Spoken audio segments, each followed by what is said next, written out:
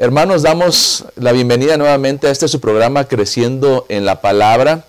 Y estamos en la lección número 2 que lleva por título Razones para agradecer y orar. Y es maravilloso que el autor de esta lección nos quiere enfocar en la misión conectados con el cielo. Por eso es importante esta lección. Y para comentar me acompaña el pastor Jaciel Mendoza y el pastor Jesús Villanueva, a los cuales les damos la bienvenida. Muchas gracias, pastor Jorge. Contentos estamos de poder acompañarles una vez más, empezando el año. Y como bien se ha mencionado, ¿no?, el título Razones para agradecer y orar. Creo que hay muchas razones por las cuales tenemos que agradecer en este nuevo año. Y bueno, tenemos mucho que aprender para la gloria de Dios, ¿verdad? Amén. Así es, a mí también me da mucho gusto estar aquí con ustedes, pastores, hermanos, que semana a semana nos ven en este programa Creciendo en la Palabra, ya en este nuevo año 2026, y de forma especial quiero mandar un saludo a la hermana Soledad Mendoza, que nos ve desde Salamanca, Guanajuato. Ella es mi mamá, pastores, y semana a semana ella nos ve y se nutre también por el repaso de Escuela Sabática. Sí, es un gusto, hermana. La vez pasada tuvimos la oportunidad de platicar con ella, y muy contenta, haciéndonos saber la importancia de estos programas, no por ser tu mamá, ¿verdad? Pero creo que ha sido de bendición, y por eso quiero aprovechar también para mandar saludos a todos nuestros hermanos que nos miran desde Estados Unidos, desde Chile, Brasil, Argentina, algunas partes de Europa también. Así que nos complace, hermanos, que ustedes nos vean, y no solamente eso, sino que nos manden saludos y también nos comenten ahí directamente en la caja de comentarios, valga la redundancia. Así que vamos a mencionar los 3 puntos que vamos a estar tratando en esta lección, que es presos en el Evangelio, presos en Cristo y presos en oración. Y para comenzar, quiero invitarte para que podamos hacer una oración. Inclinamos nuestro rostro. Señor y Padre, damos gracias por esta oportunidad que nos das de tener este estudio, y que a través de estos comentarios podamos edificar la vida espiritual también de nuestros hermanos. Permite que su propósito se cumpla en la vida de cada uno de mis hermanos, y que también, Señor, nos puedas utilizar. Pues lo pedimos en el nombre de Cristo Jesús. Amén. Amén. No te vayas, quédate con nosotros.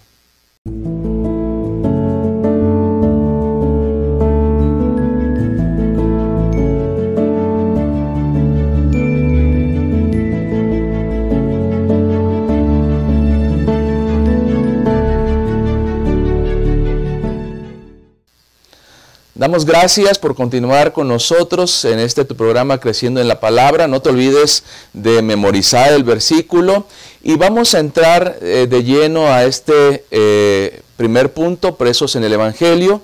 Y voy a leer Filipenses capítulo 1, que precisamente va a ser la introducción a este punto, y dice de la siguiente forma: doy gracias a mi Dios siempre que me acuerdo de vosotros, siempre en todas mis oraciones, rogando con gozo por todos vosotros, por vuestra comunión en el Evangelio desde el primer día hasta ahora. Y aquí entonces vamos a entrar a lo que significa, o lo que Pablo quiere darnos a entender, también el autor a través de esta lección, lo que significa estar presos en el Evangelio. Y es que pareciera que diera a entender que nosotros, o se trata de nosotros, pero una realidad es que no. Nosotros fuimos llamados con un propósito para cumplir su voluntad en esta tierra, y la voluntad de Dios es que todos conozcan de Cristo Jesús, y creo, hermanos, que a veces en eso fallamos. Por eso el apóstol Pablo, en la introducción a Filipenses, nos invita a estar presos en el Evangelio. Y compañeros pastores, ¿qué significa para ustedes, o lo que pudieron notar en esta parte de presos en el Evangelio, que pudiera contribuir en enfocar la misión que cada uno de nosotros tenemos en esta tierra? Es interesante, pastores, hermanos, que Pablo como lo refiere la lección, estaba lejos de la congregación físicamente, estaba a kilómetros de la congregación, pero él seguía teniendo presente en su mente a cada uno de esos miembros que había dejado en su momento. Menciono esto porque la propia lección en la parte inicial habla también de aquel sumo sacerdote que traía ese pectoral y traía esas 12 piedras simbolizando a las 12 tribus de Israel en el pecho, para cuando él intercediera, de esa manera casi poética, dice, los llevaba ahí cerca, ¿no? Cerca del corazón.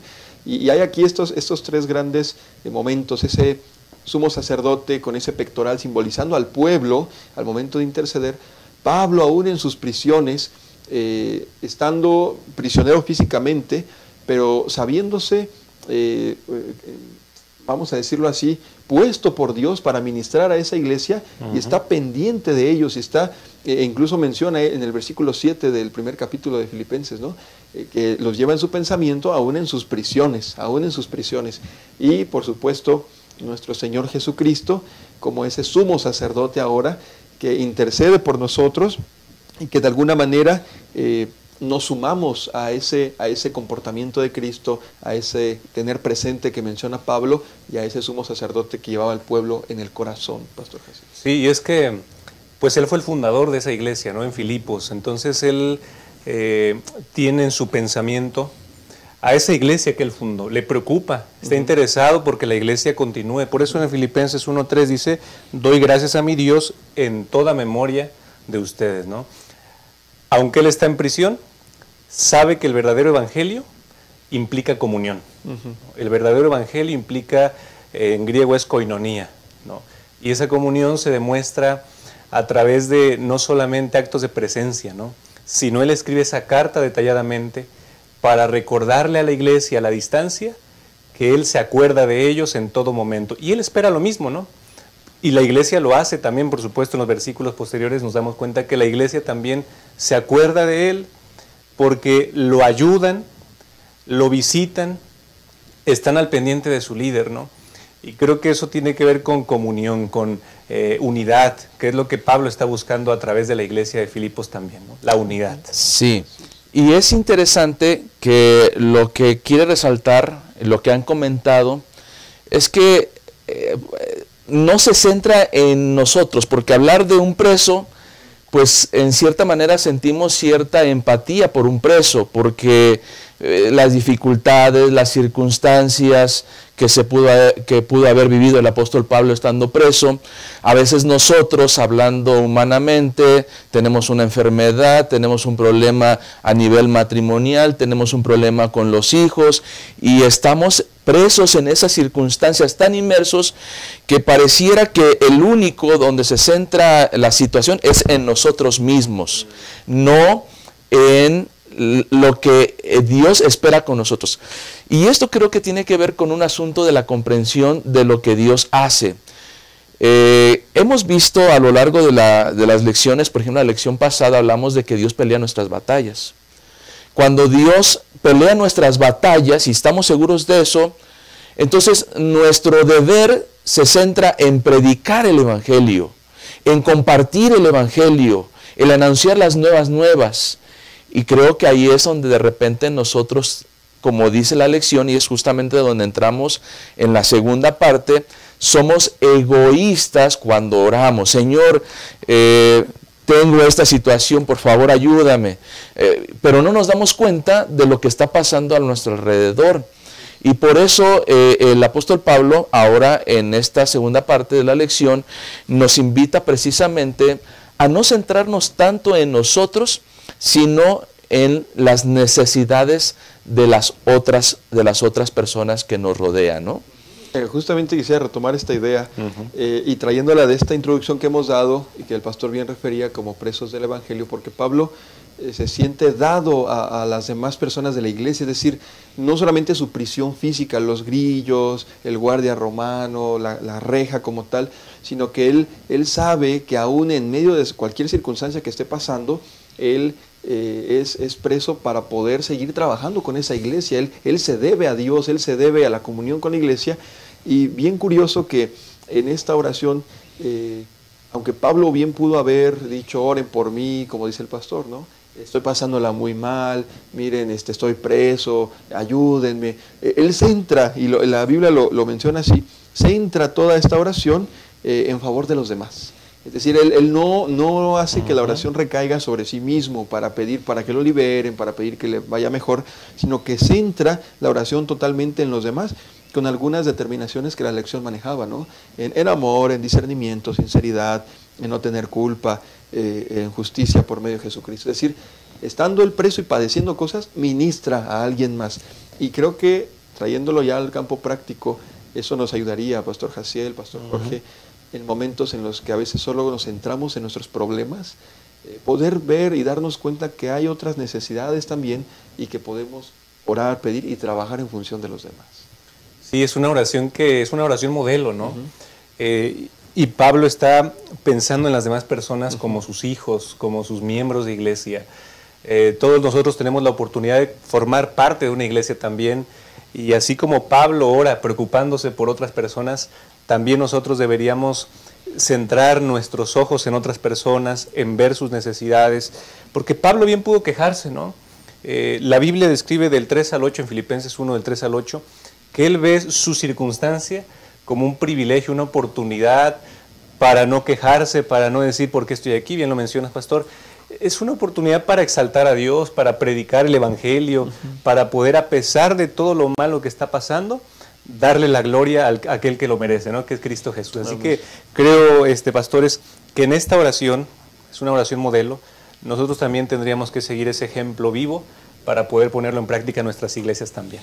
Sí, y algo que resalta precisamente la lección, y a mí me llamó mucho la atención lo que dice cuando dice sin culpa, ¿no? Dice aquí, lo voy a leer textualmente, esto significa no ser piedra de tropiezo. Y a veces nosotros creemos con que no hacer nada o hacerle algo un mal a alguien, pues estamos evitando ser piedra de tropiezo, pero no.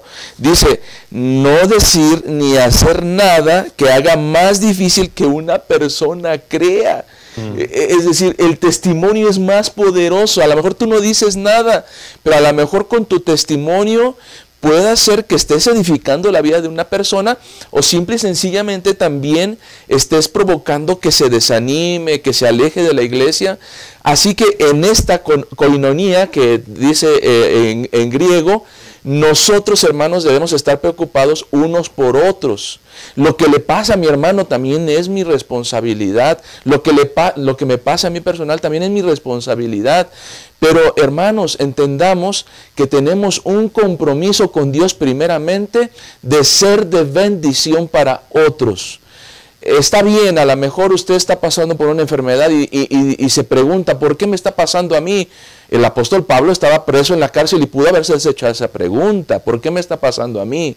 Sin embargo, él entendió que tiene un propósito, que pareciera si estando tú tal vez en el hospital, en una situación complicada, pudieras aprovechar esa oportunidad para compartir del Evangelio. Sería otra cosa y sentirías tal vez esa paz, ese gozo en medio de una circunstancia difícil. Así que damos gracias por esta primera parte y te invitamos a seguir con nosotros en el siguiente punto de la lección, que es presos en Cristo. No te vayas. Abrazar. ¿Te has puesto a pensar en cómo demostrar amor de diferentes formas? Una de esas maneras es promover el bienestar del otro, y eso se puede ver cuando manifiestas actitudes que hacen que el otro se sienta bien recibido. Aquí en la iglesia puedes acercarte con una sonrisa, saludar con alegría, sé bienvenido, dando la bienvenida a la casa del Padre, decir tu nombre y preguntar el nombre del otro, desear saber de dónde viene y cómo está, colocarte a disposición para lo que Él necesite, ser la extensión del abrazo y la sonrisa del Señor. Ese es un gran privilegio. Gracias por continuar con nosotros en tu programa Creciendo en la Palabra. Y quiero invitarte para que nos dejes tu comentario, para que compartas esta lección tan importante, tal vez para aquella persona que está pasando por una dificultad. Y quiero leerte lo que dice Filipenses capítulo 12, que también abre precisamente este punto. Dice lo siguiente: quiero que sepáis, hermanos, que las cosas que me han sucedido han redundado, dice esta versión, más bien para el progreso del Evangelio. Qué interesante, porque muchas veces nos quejamos. Muchas veces no entendemos el por qué nos pasan ciertas cosas. A veces el Señor permite que pasemos por pruebas, dificultades, porque Él quiere desarrollar en nosotros lo que el apóstol Pablo, o la lección también resalta, es que es la fe, el amor y la esperanza. Quiere desarrollar en nosotros eso. Y a veces estas circunstancias el Señor las utiliza para que cada uno de nosotros pueda compartir con otros lo que Cristo ha hecho en nuestra vida. En alguna ocasión, una de las lecciones ya hace como de 3, 4 años, hablaba de la verdadera paz y lo mostraba como un pajarito que hizo su nido en una ramita colgando apenas en medio de una cascada imponente. ¿Cómo poder tener paz en esas circunstancias?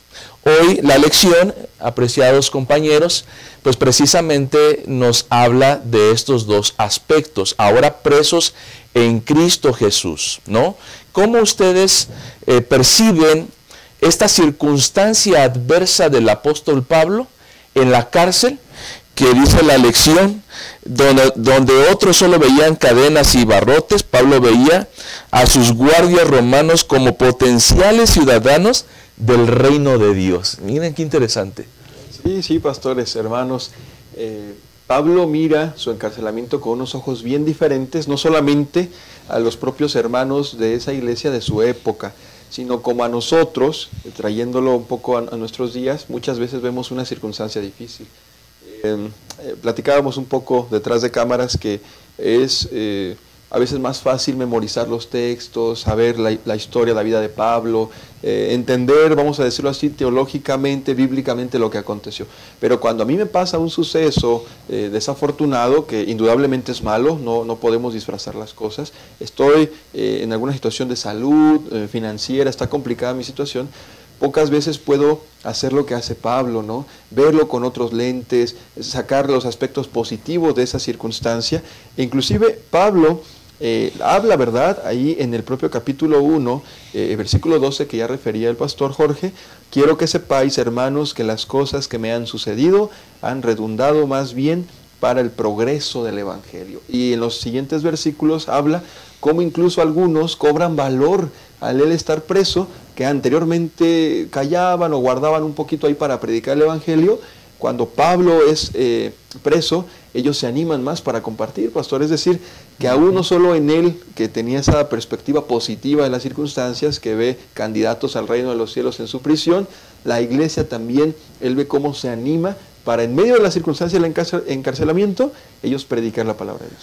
Entonces, pastores, poniéndome a pensar en eso que mencionas, me doy cuenta de dos cosas, ¿no? En la vida práctica, en la vida de la iglesia, hermanos. Número uno, que nuestras situaciones, al igual que Pablo, ¿verdad? Nuestras situaciones que aparentemente son críticas, difíciles de poder sobrellevar, si las ponemos en las manos de Dios, se vuelven una bendición en nuestra propia vida, ¿verdad? Dios nos ayuda, Dios nos fortalece, porque ese ánimo que Pablo tiene no es por él mismo, es porque el Espíritu Santo vive en la vida del apóstol Pablo.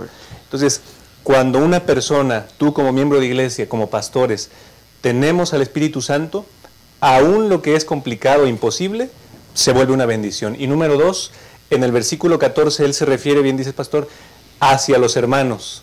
Es decir, lo que para mí es una bendición, que aparentemente para otros puede ser tragedia, también para los hermanos se vuelve una bendición. Entonces, he ahí la importancia de mi testimonio, porque puede ser de impacto en la vida de una familia, de una persona, o incluso de una iglesia, como fue en el caso de la iglesia de Filipos también. Así es, y el apóstol Pablo mira la imagen de Cristo Jesús en cuanto a lo que le costó a Jesús el que nosotros tuviéramos salvación y vida eterna.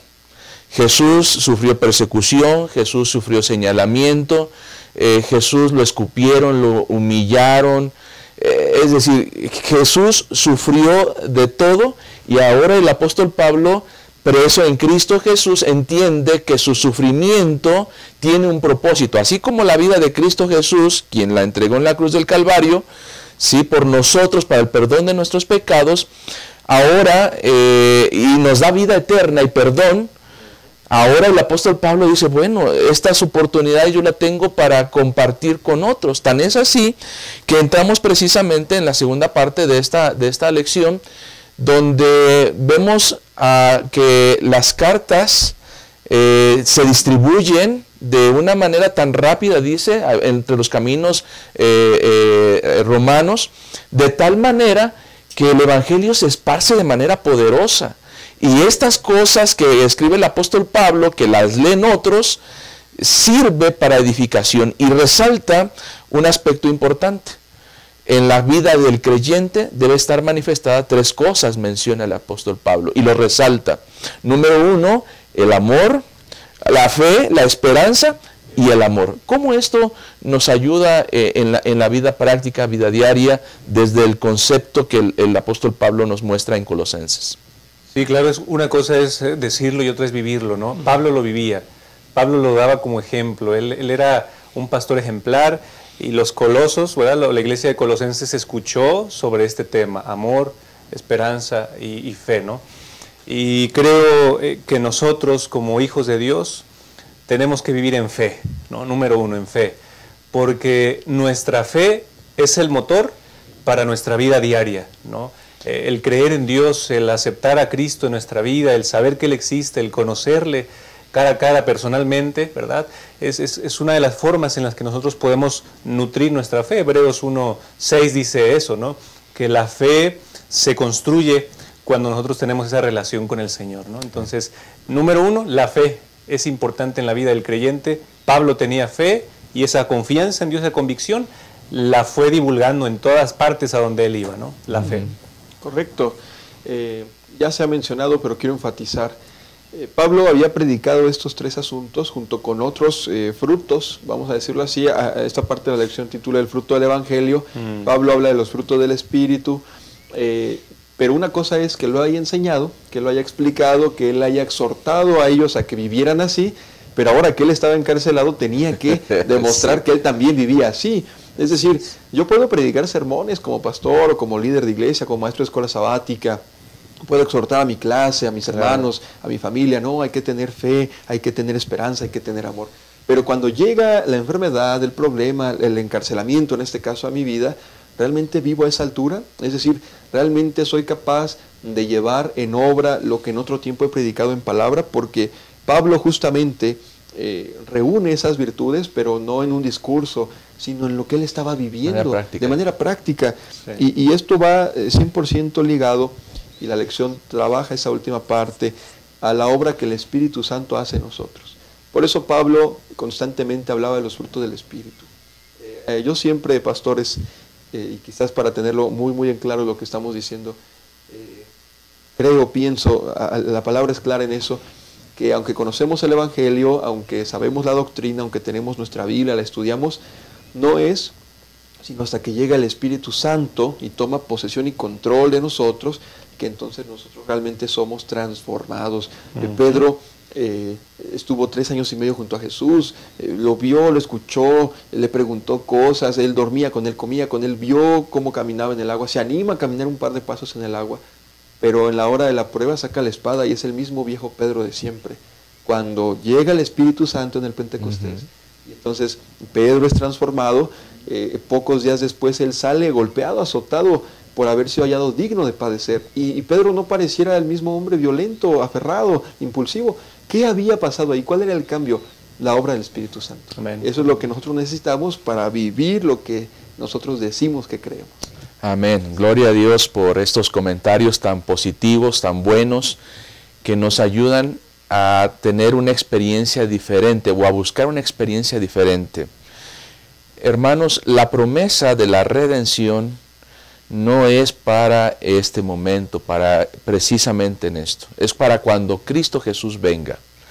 Eso quiere decir que si Jesús tarda 20, 30, 50 años, posiblemente muchos de los que estamos aquí no estemos para ese momento.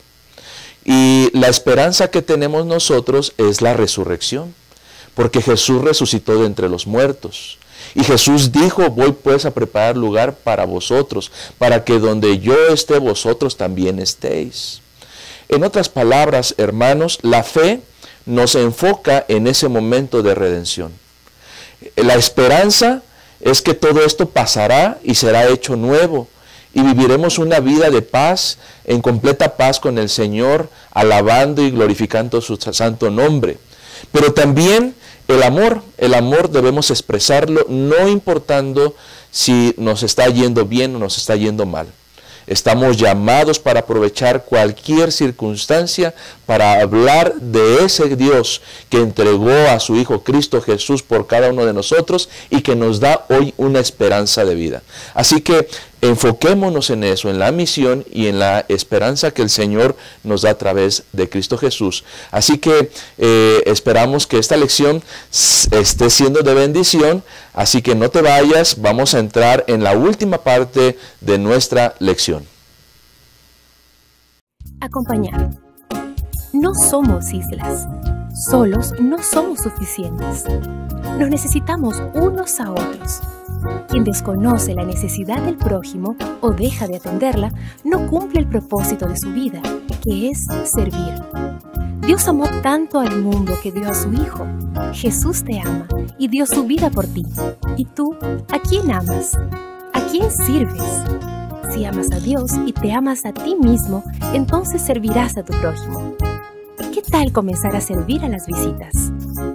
Puedes realizar cosas sencillas, como acompañar a una persona. Entonces invítala a la próxima reunión.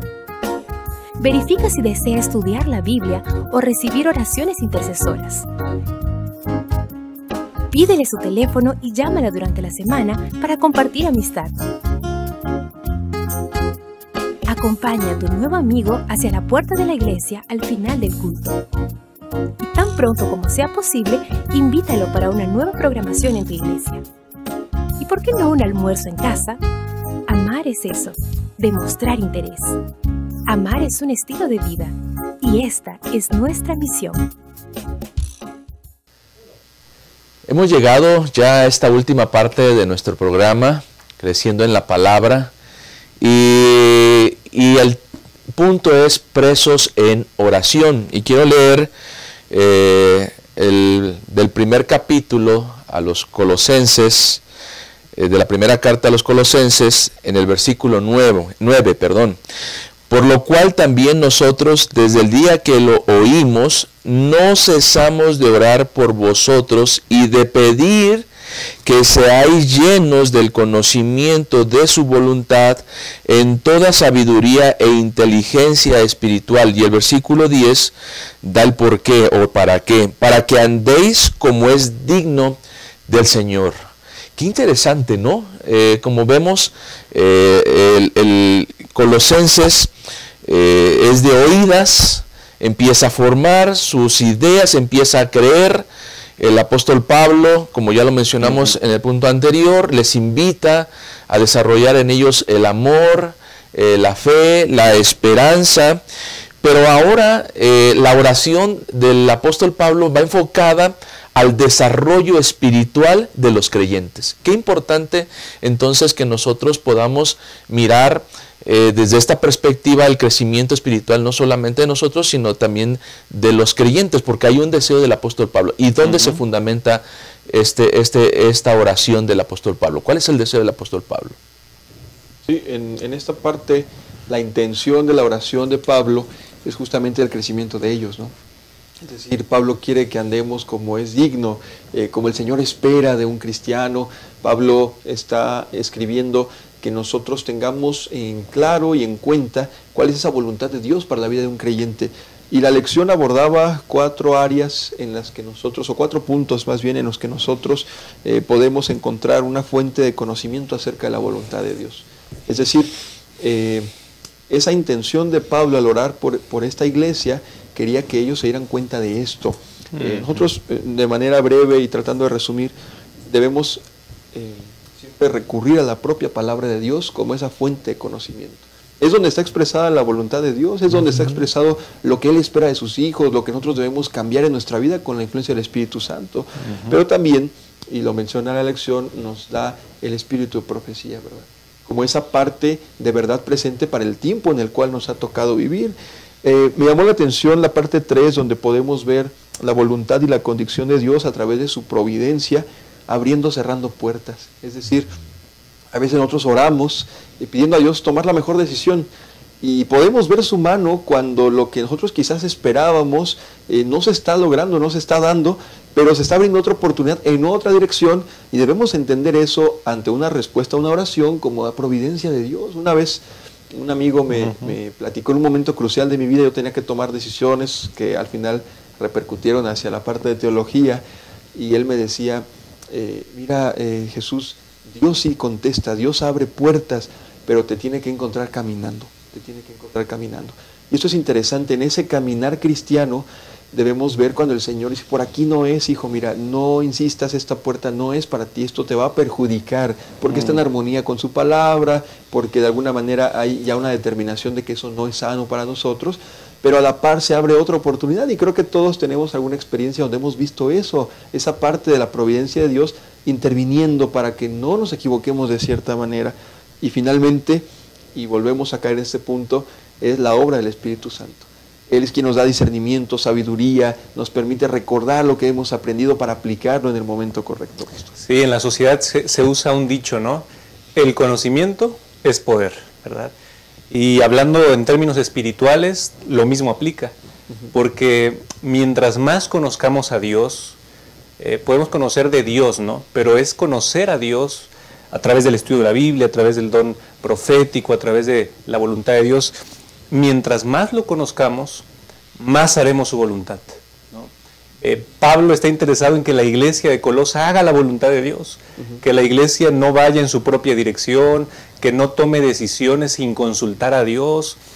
Él se preocupa porque la iglesia pueda tener un buen firmamento espiritual. Mientras más la iglesia, cada miembro, cada familia conozca a Dios, irán por puerto seguro, ¿no? Y eso también aplica a nuestros días, ¿verdad? Creo que hoy tenemos la oportunidad, hermanos y pastores, de conocer a Dios de muchas formas. Tenemos el celular, incluso no hay pretextos para decir, oye, olvidé mi Biblia, ¿no? Puedes descargar la aplicación y puedes ir leyendo en el metro, en el taxi, en cualquier parte, ¿no? Pero decir que no leí la Biblia, decir que no estudié los libros, incluso de Elena G. de White, que están ya en línea, creo que son pretextos. Si tú quieres hacer la voluntad de Dios, si tú quieres escuchar la voz de Dios, búscale. Y Él te dará la razón, Él te dará su voluntad, y como dice el pastor, te abrirá las puertas. Elena G. de White dice que la oración es la llave que abre las ventanas de los cielos. Y cada día nosotros tendríamos que orar, cada día tendríamos insistentemente que pedirle al Señor, Señor, hágase tu voluntad en mi vida, pero también en la de la iglesia, en la de los líderes, en la de mis hermanos, para no ser egoísta, sino caer solo en el yo, que es lo que nos enseña esta lección también, ¿verdad? Así es, y yo, saben que comparo esta parte de la lección como a un auto que tiene una llanta chueca. No sé si han visto esos autos. Hay normalmente la que rige es la que va derecha, pero en ese punto, la otra llanta, la que va chueca, siempre va como rechinando, ¿no? Queriendo jalar hacia un lado. Sí. Y es justamente lo que esta lección está resaltando. Mientras nosotros estudiemos la palabra de Dios, mientras nos adentremos en el estudio del espíritu de profecía, mientras pidamos la intervención del Espíritu Santo que guíe nuestra vida, va a ser como esa llanta derecha. Nuestra naturaleza pecaminosa siempre va a tender a hacer lo que hace la otra llanta, ¿no? Quererse desviar. Esto quiere decir que en la medida en que nosotros estudiamos su palabra y tenemos ese encuentro, la voluntad de Dios se va expresando en nuestra vida, nos vamos adaptando, entendemos cuál es su voluntad, y aunque nos cueste, pues nos apegamos a esta voluntad, y entonces nosotros estamos viviendo una experiencia distinta. Así que hemos llegado al final de esta lección, Y pastor, me gustaría que dieran algunas palabras a manera de conclusión para nuestros hermanos que nos están viendo y que pudiera edificar en el estudio de esta lección. Hace tiempo, una dama joven, tenía una relación ahí de noviazgo no correcta, ¿no? Había varias circunstancias que sugerían terminar esa relación, y platicando con algunas personas de la iglesia, ella decía, pues vamos a ver qué Dios dice, así expresó. Y un anciano de jóvenes le dijo, es que Dios ya dijo, Él ya te indicó en su palabra lo que es correcto. Y yo quisiera cerrar con esta idea, mis hermanos. No hay otra fuente externa de conocimiento que lo que el Señor ya ha puesto aquí. Amén. Y lo que Pablo le recuerda a los filipenses y a los colosenses, lo que Pablo oraba y exhortaba para que ellos pudieran entender y llevarlo por obra. Entenderlo no es suficiente, hermanos. Necesitamos aplicar lo que el Señor ya nos ha dicho. Amén. Yo me quedo con Filipenses 1:6, que dice Pablo, no estando persuadido de esto, el que comenzó en vosotros la buena obra, la perfeccionará hasta la segunda venida de Jesucristo. Y yo creo, y cierro, hermanos, invitándoles a confiar en Dios, a pesar de las pruebas, a pesar de las crisis, a pesar de lo que venga en tu vida. Si tú estás siendo dirigido por Dios, si tienes una comunión con Dios, Dios está dirigiendo todo para un bien, para un propósito especial. Amén, amén. Y hermanos, hemos llegado al final. Deseamos con todo el corazón, así como el apóstol Pablo, que esto que hemos estado estudiando, que la fe, la esperanza, el amor, el conocimiento de Dios, el aprovechar las circunstancias difíciles que el Señor a veces nos permite, es para redundar, como dice él, en la edificación, en el progreso del Evangelio. Es la oportunidad que tenemos de predicar, de compartir con otros. Mira, yo estoy en esta circunstancia, pero el Señor me sostiene. ¿Cómo? Tú puedes estar en un hospital, en una cárcel, y ¿cómo es que no estás triste? ¿Cómo es que no estás angustiado? ¿Cómo es que no estás afligido? Es por la gracia del Señor. Aprovechemos esta oportunidad, hermanos, que tenemos de ser partícipes terrenalmente, como la lección lo destaca, de compartir con otros del amor de Cristo Jesús. Así que te invitamos a que no te pierdas ninguna de nuestras lecciones.